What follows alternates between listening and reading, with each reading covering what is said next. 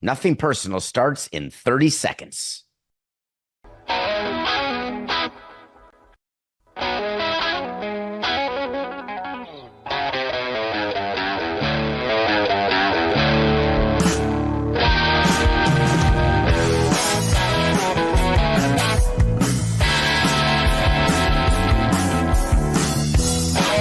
It's just business.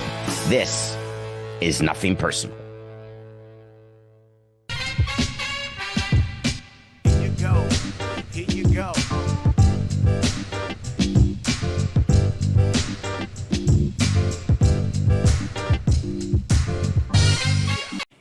In January of this year, Mayor Welch chose that Hines-Rays proposal.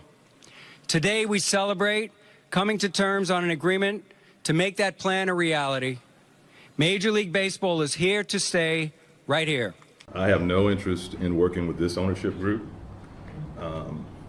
They've got a set of agreements that they signed July 31st or August 1st of last year that we all agreed to. Why would I go back to the same group and trust them this time? That bridge has been burned.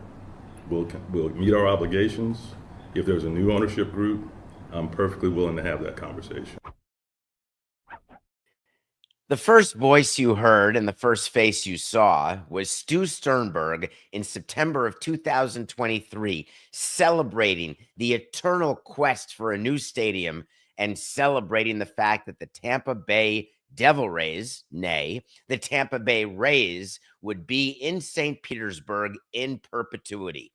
It was a celebration for all in September of 2023. And then there was a renewed celebration, another announcement in July of 24, when agreements were signed and passed by all of the local municipal authorities, county and city, that a new ballpark and a huge development would happen in St. Petersburg. And then a hurricane hit. And then Stu Sternberg let it be known to you that they may not go forward because the stadium would be a year delayed. It would be more expensive. They needed more money. The second voice you heard in that clip was the current mayor of St. Petersburg, a man by the name of Ken Welsh. Ken Welsh is letting you know that under no circumstances will he do business with Stu Sternberg or anybody associated with the current negotiations, now failed negotiations, to get a new ballpark in St. Petersburg. Check. That's the word of the day. Today is Friday, March 14th, 2025. Check is a term in chess when you're playing where you've got the other player in a position where they are one move away from losing. Checkmate is when the game is over. The reason why check is the word of the day is this game is not over. All of the events of yesterday do not mean that there will not be a new ballpark in St. Pete. They do not mean that the Tampa Bay Rays are moving to Tampa or Nashville or Montreal or Northern New Jersey or Hartford. What it does mean is this is another step in the process to get a ballpark built. And you're not going to hear that opinion from too many people inside baseball who will tell you that now St. Petersburg is completely off the table. Let me go back and bring you through the events of yesterday. It was only several days ago that we reminded you that March 31st was the deadline for the Tampa Bay Rays to move forward with the signed deal they had with St. Petersburg. It was only a few days ago that we told you that it was very unlikely that the Rays were going to move forward because as part of negotiating a gap, it's called a financing gap, when the money that one partner has plus the money that the other partner has, the public-private, does not add up to the full cost of the stadium that is desired by the private, the team. We told you there would come a time close to the 31st when the Rays would pass on going forward.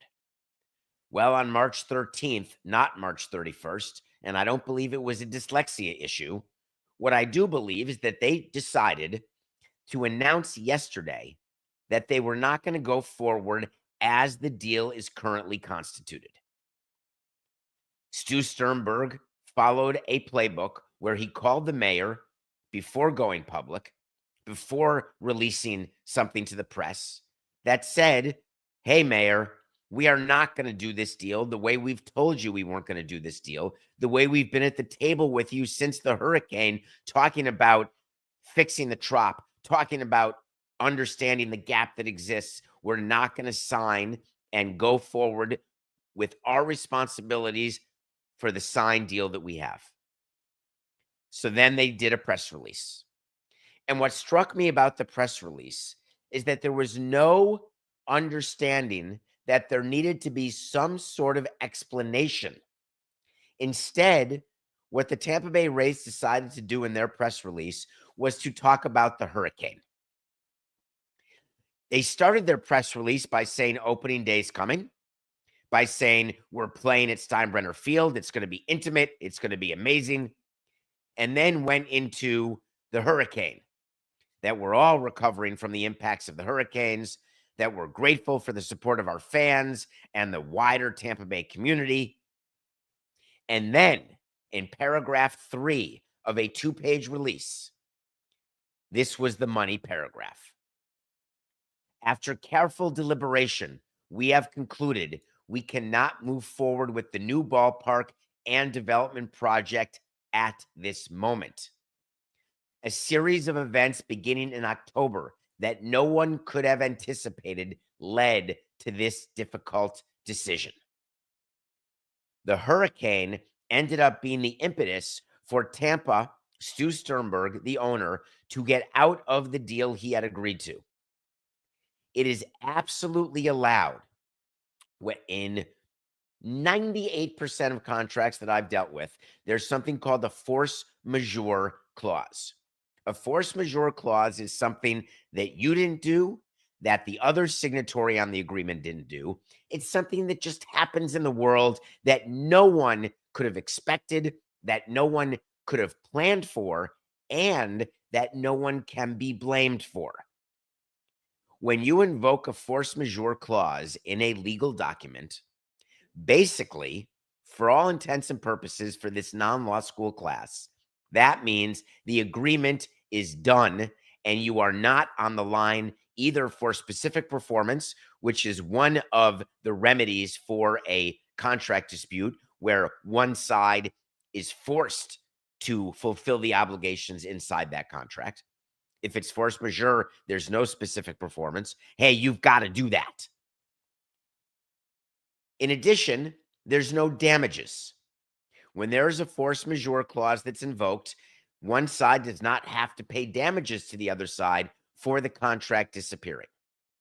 While I haven't looked at the Tampa Bay agreements, though they are publicly available, and I acknowledge that I haven't, I'll bet you $1 to a donut that inside those agreements is this force majeure clause that allows Tampa, Stu Sternberg, to back away from the deal.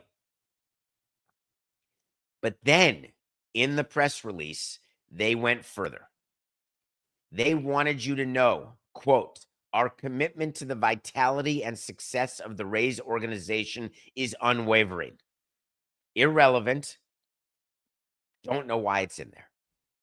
We continue to focus on finding a ballpark solution that serves the best interests of our region, MLB, and our organization. A brilliant press conference move. You remember that I've told you that the order in which you put words in a press release is critical and it is planned. Stu Sternberg did it right. He's saying that they are focusing on finding a ballpark solution for 3 stakeholders, and let's put them in the order that the fans want to hear. Our region. Then they put MLB, because MLB does have to approve any ballpark deal that's done in any community. MLB does have to approve any TV deal that's done in a community. And it's really good to use MLB as the bad actor to blame MLB and say, oh, they wouldn't let us do this deal. They wouldn't let us sign this contract. MLB approves every naming rights deal. And then third, they mentioned our organization. He didn't mention himself. He didn't mention the ownership group, because those are the people that truly are the stakeholders that have to have a deal that makes sense to them. But he says our organization. Brilliant. And then they did one more paragraph. You could have stopped there, Stu. Here's the last paragraph. The city of St. Petersburg is currently advancing plans to restore Tropicana Field for the 2026 season. We are thankful for their efforts and are excited to return to our home field next spring. Horse hockey. The Tampa Bay Rays are not excited to go back to a refurbished Trop, but the Tampa Bay Rays are in the middle of a lease that they cannot break with the city of St. Petersburg.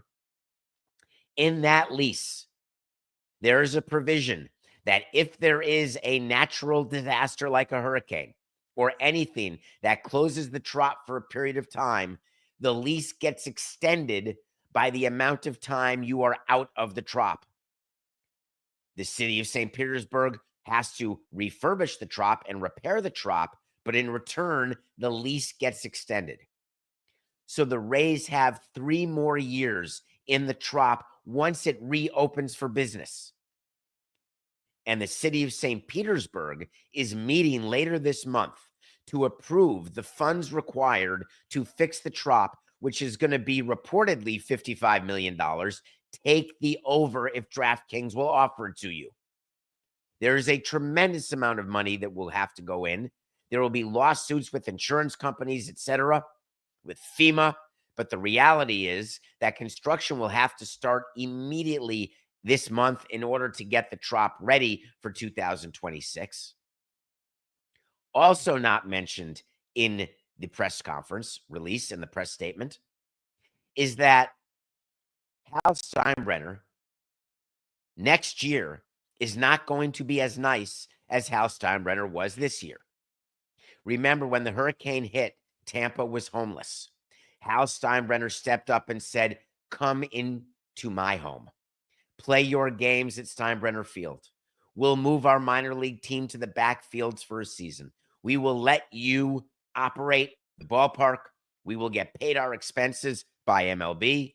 We will be no worse off financially, but it's a 1-year deal." Hal Steinbrenner does not want the Tampa Bay Rays playing at Steinbrenner Field in 2026.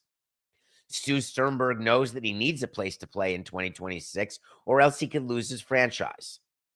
So Stu Sternberg, in a press release, wanted to give flowers to the city of St. Petersburg, who despises him, who you heard the mayor say, "I won't work with this person anymore. The bridge is burnt." But what Tampa is focused on, the Rays, is that they've got to get the city of St. Petersburg to approve the money to repair and get it going. It is a step. Why do I say that? Why am I not willing to take a win on a wait to see? Why is it that I tell you that the Rays are done with St. Petersburg and that they're now going to play in Tampa, or they're going to be sold, or they're going to relocate? It's not because Matt Silverman, the co-president, went on radio yesterday, and with all that was going on, the big headline that he wanted to create was, "The Tampa Bay Rays are not for sale." Irrelevant. As I tweeted at David P. Samson, everything's for sale. And side note, the Tampa Bay Rays have been to sale, have 4869. Side note, the Tampa Bay Rays have been for sale for as long as I can remember, along with just about every other franchise that exists in all of sports. The problem is that Stu Sternberg has not gotten the number that he wants for his franchise. It doesn't matter that Forbes values them at $1.25 billion. What matters is what someone is willing to offer. And now we hear there's not one, not two, maybe 3 groups who are ready to buy the team. 3 groups ready to keep the team, one in St. Pete, one in Tampa, all in the region. It's all part of the narrative that is getting a stadium deal done. If you go back to Miami and the process that I had to deal with for 10 years from getting to Miami to opening a new ballpark, there were rumors of sale. There were requests to sell. There was, I'll never work with this guy again. There was, this bridge is burned. There is no deal to be done.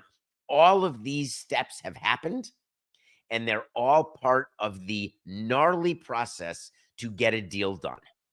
So what now? What now is that Commissioner Rob Manfred had to release a statement, which he did. He said, and baseball said, that Manfred understands the disappointment of the St. Petersburg community from today's announcement, but he will continue to work with elected officials, community leaders, and Rays officials to secure the club's future in the Tampa Bay region. That should give everyone hope and understanding that this deal is not done. And then Rob buried the lead. He met with the AP on Wednesday, and his words are chosen carefully. The opportunity to play on the Tampa side could give insights into the Tampa Bay market as a whole that could be useful for the club moving forward. What does he mean? He means that there is an opportunity for the Rays to play at where the Yankees spring train, and that if they sell out and if their average ticket price is greater there than it is at the Trop in St. Petersburg, that you can play with your pro formas and you can project that you will do even better in Tampa than you expected to do in St. Pete in a new stadium. So therefore, you can put more money into a stadium deal. And the bridges that are burnt by St. Petersburg, those bridges are not burnt in Tampa, because the Tampa mayor, her name is Jane Castor, she came out with her own statement saying, disappointed the Rays aren't following through with stadium plans in St. Pete. The goal has always been to keep the team in Tampa Bay. The city, Tampa Sports Authority, and county are happy to talk with the team again. But any proposal has to make sense for our taxpayers and community. That last sentence is what every public official says when they talk about public financing for any private company, whether it's a team or Amazon. But the point is, the door is open for a deal to be done in Tampa because baseball needs it and wants it. Stu Sternberg needs it and wants it. And the Tampa mayor is ready to roll.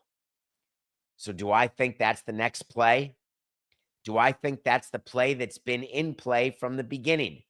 When the announcement was made that they're doing all the development in St. Petersburg, all of the excitement around the stadium, we're here to stay. We love St. Petersburg. It's revitalized. Everyone had the same message points. That was like me telling you that I wanted to be at the Orange Bowl. I told you I wanted to be at the Orange Bowl site in Miami because that's the only place I could get a deal. If I could have gotten a deal in downtown Miami, downtown Fort Lauderdale, pro player, that deal would have been better for me and the Marlins. But it didn't exist.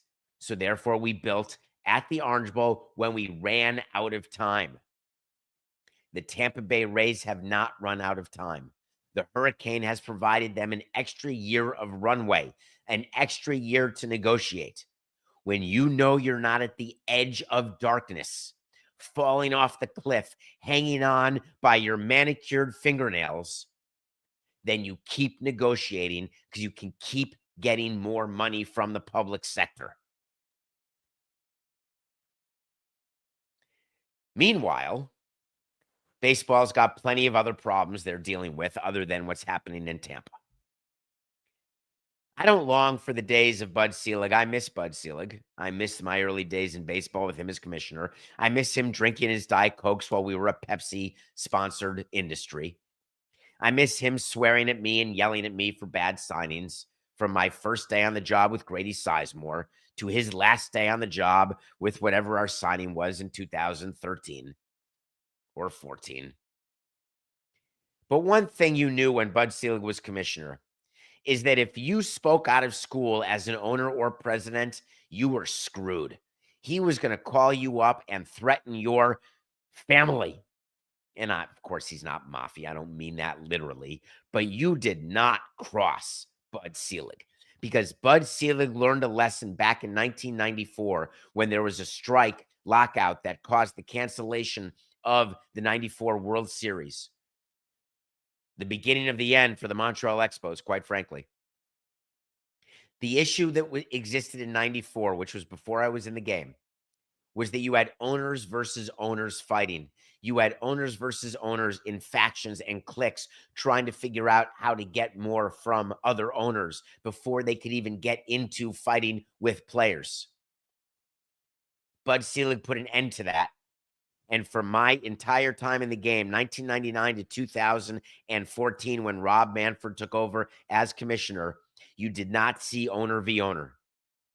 Bud Selig found ways to cut deals under the table, over the table, side deals, front deals, back deals, where owners would stand down publicly, privately.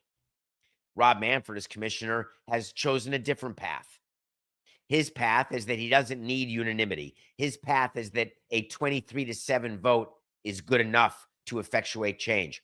His path is that if owners are going to fight with owners, I'm going to have to deal with it. And that's what's happening right now. Dick Monfort is the owner of the Colorado Rockies, and Dick Monfort did something under Rob Manfred that he never would have done under Bud Selig. He came out and spoke to the Denver Gazette and is now the second owner after David Rubenstein to talk about a salary cap and a salary floor. He said, and there's no room for misinterpretation, the only way to fix baseball is to do a salary cap and a floor. For a lot of teams, the question is, how do they get to the floor? And that includes us probably. But on some sort of revenue split deal, I would be all in.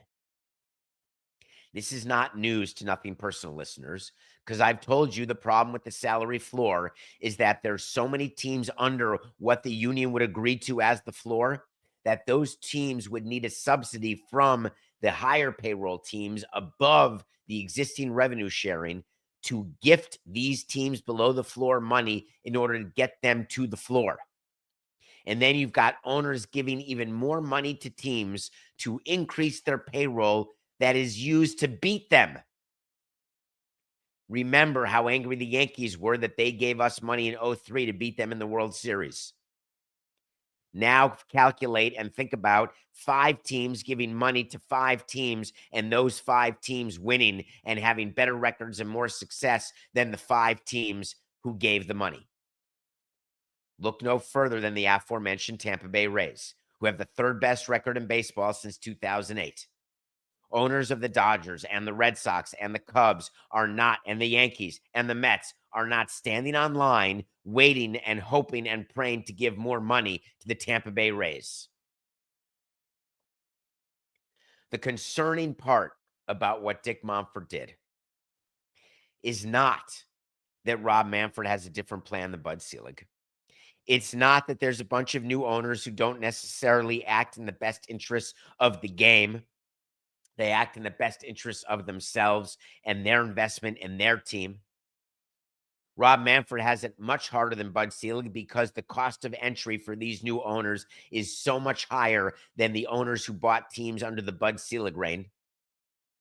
The prices are just so different that it's very hard to tell a new owner of a team who spent $1 billion on a team that they have to get along with other teams, that they can't fight for their right to keep their revenues and to pay their debt service on the money they borrowed to buy a team. The bigger concern that Rob Manfred has, not Dick Monfort going public, though Rob should write a memo to all owners saying to shut the yapper.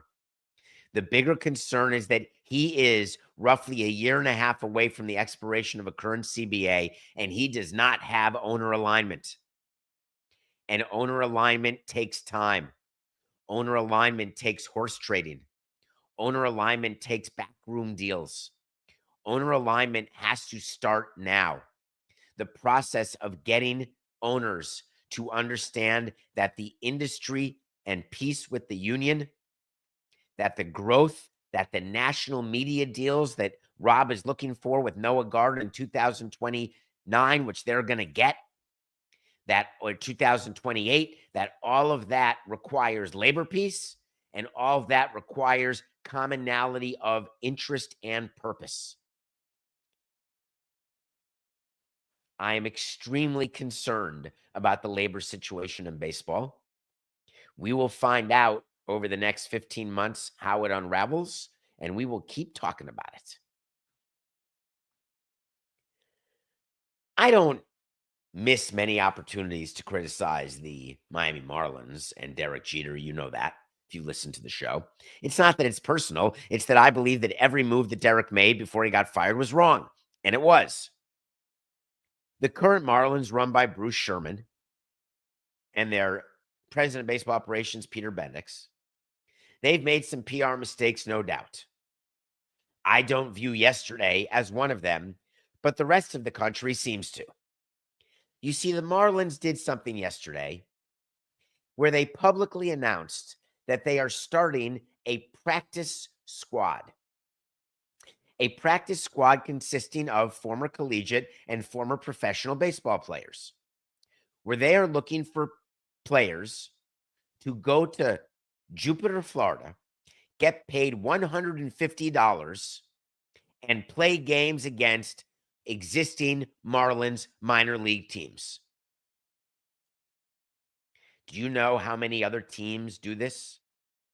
Do you know how many other teams hold tryouts for people who aren't currently professional baseball players? And you walk to the field, you bring your own glove, you bring your own bat, and then you try to get signed by a team? Everybody. Do you know how many teams pay non-organizational pieces to appear at spring training sites during the course of a year in order to fill bodies, in order to be around, help with bullpen catching, help with catching, help with base running, just be around to be in a lineup? Everybody. The Marlins are being criticized because they decided through social media to publicize the fact that instead of doing this on a one-off basis, they actually want to form a team like the California Penal League or like the Cleveland Indians in the movie Major League. They are putting together a team of what you may consider misfits or ne'er-do-wellers or people who've never made it. I consider it a way cheaper alternative to get labor than having another minor league team. Because you see, when the minor league teams were cut and contracted, the need for bodies did not necessarily go away, but it's happening exactly as we told you it would happen. Fewer fillers was a business necessity, because fillers on a minor league team, which has always been the majority of your minor league system, a filler is a person who has no chance to be a big leaguer, but you need him to fill up the spots of a team so they can play alongside your true prospects and the people who are going to be on your team going forward, or that you hope are going to be on your team. That said, the role of the filler continues to be important, but why not get fillers at a cheaper number? Because you can't pay a minor league player $150 a day. And why should a filler be a professional minor league player when a filler is just a filler? So this is a natural outcome of the contraction of minor league teams and the lessening of minor league players within a system. Man, I had every opportunity to criticize the Marlins here, and I understand why it's a bad look that their team has such a low payroll at the big league level, and that the team looks cheap, that they're only paying $150. That's the rate. Our rate was way less. I think we were under $100 in my day. Hey, come for the day. Thank you. Here's a hundo. For crying out loud, we would have minor league actual professional players come to the major league side, and we'd pay them a pittance just to appear in a major league spring training game. Go look at a box score of spring training right now, and we're getting to the middle of March, so it's going to change, and there have been cuts for each team. But go look at the number of non-40-man roster players who show up in spring training box scores. The way it works is that those minor league players get a raise for that day because they're in major league spring training. We would have a budget for fillers at the major league level during spring training that would be filled by minor league players. We would have a budget for filling minor league rosters with non-minor league players. Totally normal. But I understand why everyone's losing their mind. All right, Coca, let's take a break. When we come back, we've got a lot of college basketball that we want to cover. Two things happened yesterday, one with Duke and one with Marquette, that caught my attention. But we'll talk about that after the break. Whether you call it soccer, football, or something else, you can take a shot to win cash with Heineken and DraftKings while watching the world's most popular sport. Make predictions on some of the biggest matches of the year and compete for $5,000 a contest in 15 free pools. Heineken is a lager for any league, and you'll enjoy action from the first to the last. Must be 21 plus to enter. Eligibility restrictions apply. Void where prohibited. See DraftKings.com/Heineken for details.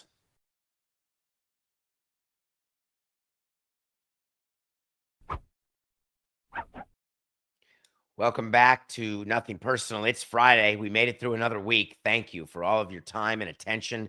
Thank you for downloading our episodes and for telling your friends, for subscribing on YouTube. I really do appreciate you. What a week, and next week's going to be even greater. Of course, I'm still watching a movie every day, no matter how many hours of content or viral TikToks or the number of times that I say Tatas. I'm still watching a movie every single day. I watched Babygirl. Did not get nominated for an Oscar. Nicole Kidman got nominated for a Golden Globe. This is a movie that you can find, I'm pretty sure, anywhere right now on all of your streaming services. I'm sorry, Coke, I forgot to ask where I watched it. I assume I watched it on Apple or on Amazon. You still have to buy it on Amazon? You can't even rent it? That's outrageous. I think I rented it, Coca. I think I may have rented it on Apple. But anyway, this is a movie about a woman married to a man, a high-powered woman who runs a company, married to a man who's interesting, but less high-powered. And all of a sudden, there's a young, super cocky intern that comes to work. And all of a sudden, they're having a massive, crazy affair. It's never a good idea. This is a movie about what happens. And it's not like Oliver Martinez, Richard Gere, and Diane Lane. You may want to check out Unfaithful. It's not like the normal movies where there's an affair, there's a killing, and there's a crime, and then there's, oh my God, what do we do? It's not, oh my God, I got caught via text message because I didn't have enough IT support. This is a far more interesting story. It's a far more subtle story with a far greater performance by Nicole Kidman in a role that she was criticized for, and I have no idea why.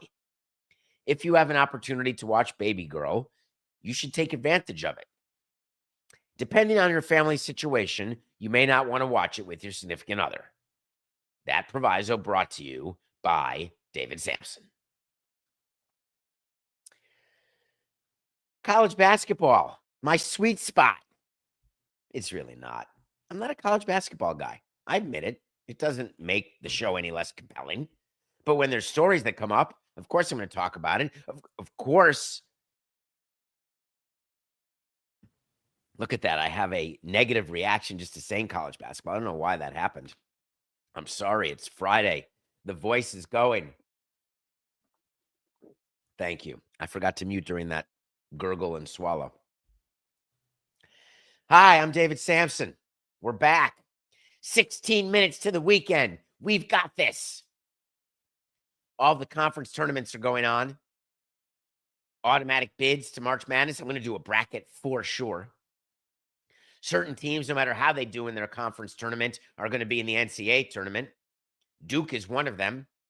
There's a thought that Duke, no matter what happens in the ACC tournament, will be the number one seed when the brackets are announced, by the way, this Sunday. What we saw yesterday, or 2 days ago, I'm losing track, is that the 18-year-old superstar, presumptive number 1 pick in the NBA draft, yes, folks, 18 years old, wait for it, white, wait for it, his name is Cooper Flagg, wait for it, best player in the country, stepped on an ankle, turned his ankle. Next thing you see is him in a wheelchair. Next thing you see is x-rays negative. Next thing you see is his agent on a anxiety medicine. I was thinking when I saw that, a lot of the same things that I think when I watch college football players play in bowl games. I was trying to figure out why. So a one and done, that's the thing. Duke is a factory for it. You go to college for a year, and then you become a pro. Minimum salary for a pro player. Way more than you'd get in college, which used to be zero. Now with the advent of NIL, which will be a thread to the next story that we talk about, some players view staying in college as actually financially more beneficial than turning pro. Not Cooper Flagg. So what exactly is the upside for Cooper Flagg? Does he become better than the number 1 pick if Duke wins the title? Is it because for the love of the title, for the love of the ring, for the love of the game, for the love of history, that he wants to win a title for Duke, the competition, for his teammates? I'm not sure I actually understand it. If you already know that there is nowhere to go but down, you stop talking. It's a lesson I learned in law school. Side note, Coca. When you're making an argument before a judge and you make your best argument, after that, you shut up. When you're having a conversation with your boss, when you're talking to your significant other or your friend and you've made your point, you don't need to fill the silence with more sentences, with more words. You've made your point. Just be comfortable with stopping. The thing is, the overwhelming majority of people keep talking. The overwhelming majority of lawyers keep arguing to the judge. When you know you're the number 1 pick, what is there left to do? Nothing. If I'm Cooper Flagg and there's any possibility that I'm going to have any sort of issue with my ankle going forward, I am not playing.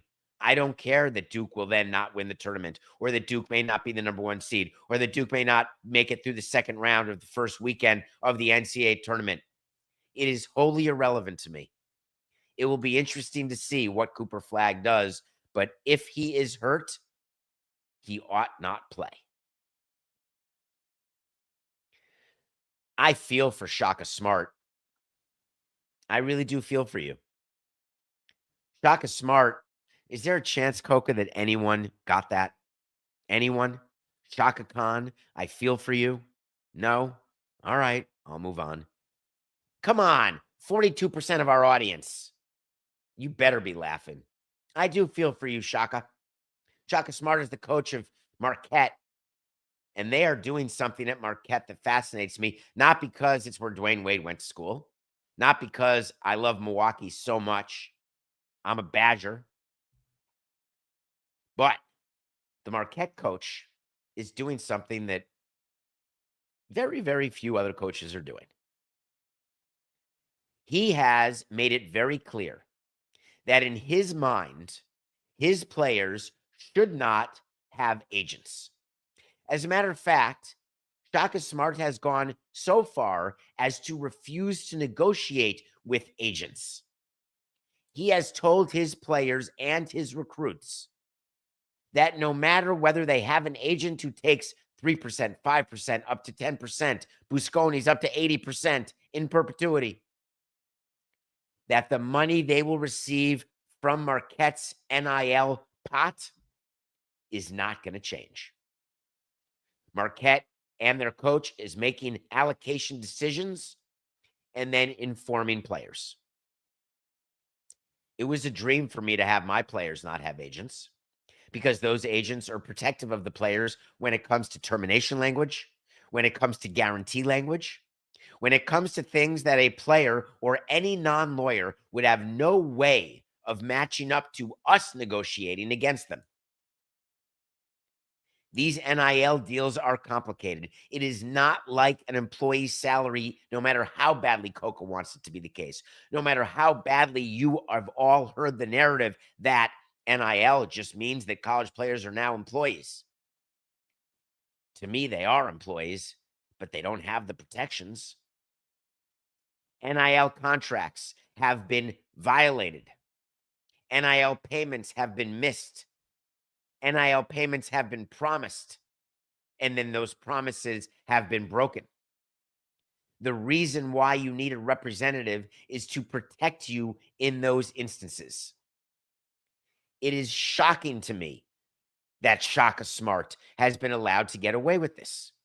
And it has nothing to do with them being a private Catholic university. It has nothing to do with the fact that they are in the top 25. It has nothing to do with the fact that, in addition, Marquette is not a big transfer portal team, and that his view, Shaka Smart, of his players is, we signed you, we're keeping you, we recruited you, we expect you to believe in us the way we believe in you, that we're not going to take players out of the portal.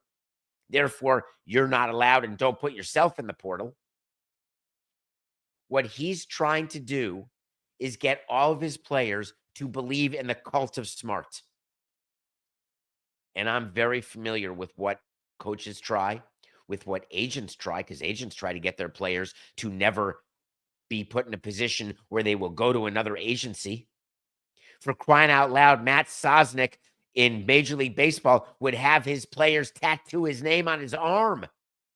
How's that for building loyalty? No current Marquette player lists an agent on their social media page. No Marquette player has an agent. It's actually working. Do I think there's a world where college players should never have agents, for no reason to have agents? That's the world where allocations are made by the team, and you tell the player, this is what you're going to get paid. Hard stop. But then the money gets paid, and then the player in return has to play for that university for the entirety of his college career. Coaches' changes be damned. Lack of performance be damned by either the player or the team. Let's talk about signing these players to guaranteed contracts lasting between 1 and 4 years. If you want to bet on yourself and sign a 1-year deal and think you're going pro, have at it. If you want to sign a 1-year deal because you want to have the right to go to another employer, have at it. But if you want to sign a 4-year deal and have the security of knowing that you're going to get paid no matter what, then in return, no portal. In return, no breaking of that contract. I can see a world where the rules will continue to change. And frankly, the way Marquette's doing it, the way Shaka Smart's doing it, in his 4th season, the guy is 98-39 in his 4 seasons. He's doing something right. As opposed to UNLV, which is not doing something right. This is a meeting that is too good to be true. UNLV, I wish, I do have my handkerchief, and it's Friday. I change up my handkerchiefs at the end of every week unless I've used them in an out of the ordinary way during the course of the week. But if you're watching this on the Nothing Personal with David Samson YouTube channel or on DraftKings Network, when I do this, what does it make you think of? I put my handkerchief in my mouth. Do you not think of Jerry Tarkanian? Do you not think of Honeymoon in Vegas at the poker table with Nicolas Cage and James Caan? UNLV? You don't think of LJ? Did I get that wrong, Coca? Please tell me that Larry Johnson went to UNLV.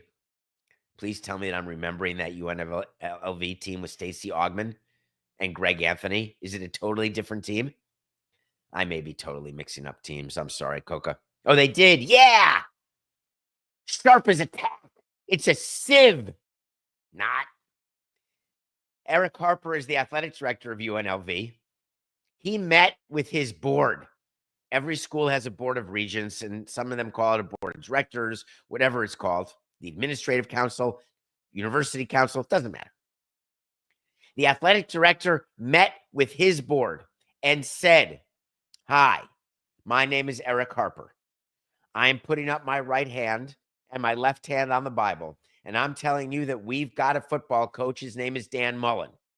We signed Dan Mullen to be our football coach for 5 years, $17.5 million. Unfortunately, we are out of money. We will not be able to pay Dan Mullen after year 2. We are screwed. What would you like us to do? The Board of Regents says, excuse me, Mr. Athletic Director, how is your athletics department doing? How's it going? The business of running your athletics department, which is a business. Well, it's funny you ask that, but we lose money every year. Huh. You lose money every year? Why do you do that? Well, because we pay our football coach $17.5 million over 5 years. We pay our basketball coach a couple mil a year, and we just don't have the concomitant revenue to support that level of expenses. Well, what's your plan? I'm glad you asked, the athletic director said. Here's my plan. My plan is to do philanthropy. It's really quite something, isn't it? When you run a business and you have to balance your budget by saying we're going to go raise the money, or maybe he says, hey, we're in Vegas, we're going to go play slots, or we're going to try to win Keno. Maybe we're going to bet on black and try to double our money and pretend there's no green. That's a roulette joke. For those of you who don't play roulette, there's black and red, except it's not 50-50 because there's a green 0 and in most cases a double 0. So you're not getting 36-1 true odds. You're only getting paid 36-1, but your odds of hitting the number are 38-1. But I digress. Maybe that's his definition of philanthropy. He said, we've been working with our donors to assist with philanthropic dollars. We have one that's already paid their commitment. Can you imagine? Is that like a hallelujah? We told someone that we had a contract, because you do sign a contract when you donate money to a school, that, oh my God, they're not violating their contract. Please give me a raise. I'm the best AD ever.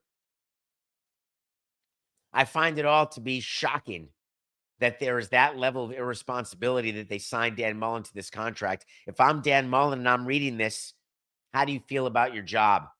Feel like everything's going to be okay? You feel like you should go to a bank and borrow money using the last 3 years of your deal as collateral? Because no bank's going to do that, because they will Google and read the fact that you may have your contract terminated because the team may disappear, because the school may default. The athletics department may go bankrupt. Think that's actually going to happen? Do you think there's any scenario where the reason why a program disappears is because they're losing money? In the old days, it was a non-starter. But now, that is a real possibility. Keep in mind, UNLV has already lost a player. Remember the guy Matthew, who was their quarterback? He said that he was owed money, and Matthew Sluka left UNLV because UNLV couldn't afford to pay him. If you think you're not going to see more of that around college sports, you're simply wrong. You are going to see more, because not all schools can afford to keep running these athletic departments at a deficit. Federal funding is decreasing. Philanthropic donations are decreasing as we head into a recession, no matter who you believe is the cause of that recession. The facts are the facts. You cannot fund a losing business year after year. Eventually, it shuts down. You've got to get to profitability. Are there casualties on the way? You can bet your bippy there are. Nothing personal pick of the day. Did the Lakers win last night? I think Luka got 45 points and the Lakers lost by 20. They needed to lose by 6 for us to win. We're now 21-28. The reason I'm despondent is I watched the game and I realized without LeBron James, 40-year-old LeBron James, the Lakers stink. Luka, while he is good, there's no doubt about it. While Nico Harrison may rue the day that he traded him, he may not.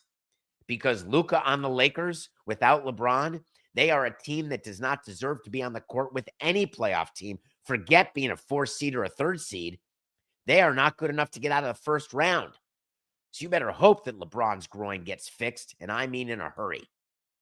Our pick for this weekend is a game tonight between the Celtics and the Heat. The Celtics coming off the humbling loss against the Oklahoma City Thunder. They're only giving 8 points to a Heat team that post Jimmy Butler, who is going off with Golden State. They've lost one game under Butler. The Heat have gone backwards. They're not exactly failing for Flagg, but Celtics will blow out the Heat. Thank you for another great week of Nothing Personal. And remember, it's just business. This is Nothing Personal.